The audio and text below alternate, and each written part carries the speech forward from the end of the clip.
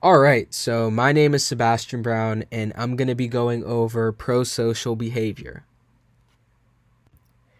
A quick outline of what I'm going to be talking about. I'm going to be going over some of the theories of prosocial behavior. I'm going to be looking into who's more inclined to help than others. And from there, we're going to be looking at the bystander effect. So, the first theory of prosocial behavior that I'm going to be talking about is the evolutionary theory. The evolutionary theory kind of talks about natural selection and survival.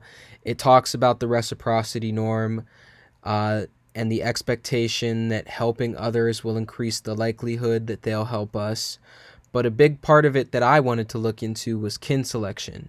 Now, immediately when I heard the kin selection part of evolutionary theory, I thought of nepotism, which is quite often seen in current events. You see it in the royal hierarchy in England. You obviously have the Queen, the royal family, and that family kind of stays in power over there. And then if you look at our country, we have Donald Trump promoting Jared Kushner and Ivanka Trump to positions of power in Washington just based off of being family. And then if you look a little bit farther down the ladder, you can see it in regular jobs, even in the United States, even in the area. People are being put into positions just based off of being family. Now, the second theory of prosocial behavior that I want to talk about is the social exchange theory. And this kind of looks at the cost versus reward aspect of helping. People are not going to help if it's too costly, and people will help if there is a benefit to it, as stated by this theory. And it looks at people's self interests in certain situations where helping is needed. And a good example of this, maybe not so current, but a good example is the United States and their neutrality throughout history. Um, Before World War II, they had numerous neutrality acts that kind of said that they weren't going to be involved in any foreign affairs or anything like that, and they didn't want to play any sides. That obviously a good amount of them got repealed after Pearl Harbor and the bombings down there, but for the most part, the United States didn't want any involvement in foreign affairs because it was too costly, even if they could provide help and even if there was a benefit, the costs outweighed the benefits. Now, a theory of prosocial behavior, the last one that I want to talk about, the empathy altruism theory.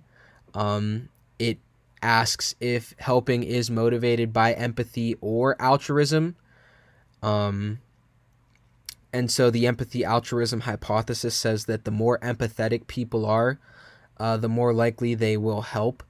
And a good example of this that I thought of was Chance the Rapper and his social works initiative. Just a little bit of background. Chance the Rapper is obviously a rapper.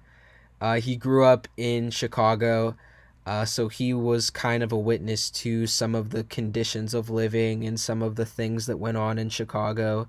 And it obviously isn't the best place to grow up in. So, a big thing that he does is he gives back to his community through his Social Works Foundation, and he provides youth with the tools to be successful, which was the Art and Literature Fund through his Support CPS, mental health advocacy and support through My State of Mind, and more. And a big reason why he does this is because he was in those kids' shoes growing up in Chicago and he wants to give back to them. So he is empathetic to the situation and the way that they are growing up in that place and in that time. Now, moving on from the theories of prosocial behavior, Now I'm going to take a look at who's more likely to help. There are kind of two determinants to decide who's more likely to help than others. Personal determinants are, individual differences, gender, culture, mood, religion. And then situational determinants are your environment that you're in. And a big part of situational determinants that I want to dive deeper into is the bystander effect. So the bystander effect states that the higher number of bystanders or people standing around, the less likely people are to help. And it states that there are 5 stages where people decide to help: noticing the event, interpreting the event as an emergency, and an aspect of that is pluralistic ignorance, assuming responsibility, and an aspect of that is obviously the diffusion of responsibility, knowing when to help, and deciding when to implement the help, when rewards obviously outweigh the costs. And in my opinion, I thought that the bystander effect is possibly the biggest aspect of prosocial behavior today. A couple examples that I thought of were World Star, which is kind of an umbrella term for me of videos that you see on social media of people fighting or violence or anything like that. And you see a lot of people standing around and recording, but not helping. And in that, you can see examples of pluralistic ignorance and diffusion of responsibility.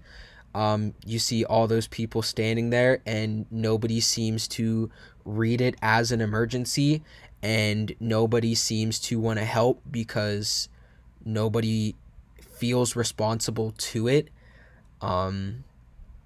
Yeah. And then if you move a little bit further, you see bullying even in schools. A big part of what I've heard growing up is that, the bystander effect, a lot of people see bullying, they hear bullying, but nobody tends to do anything. And the costs of helping those that are bullied, which would be being bullied themselves, outweigh the rewards. And that's why people tend to not help there. And a big part of both of these things that you see, bullying, the World Star kind of umbrella term, this all kind of carries over to social media. You obviously see cyberbullying and things like that. And it's rough to see, but it can be explained very well by the bystander effect. So just to recap a little bit, I talked about some of the theories of prosocial behavior. I talked about nepotism, neutrality, charity work. I talked about who's more likely to help than others. And we talked a little bit about the bystander effect, video taking and violence being an aspect of that, bullying being an aspect of that, and social media being an aspect of that. So all I have to say after that is thank you for listening. Um, and yeah.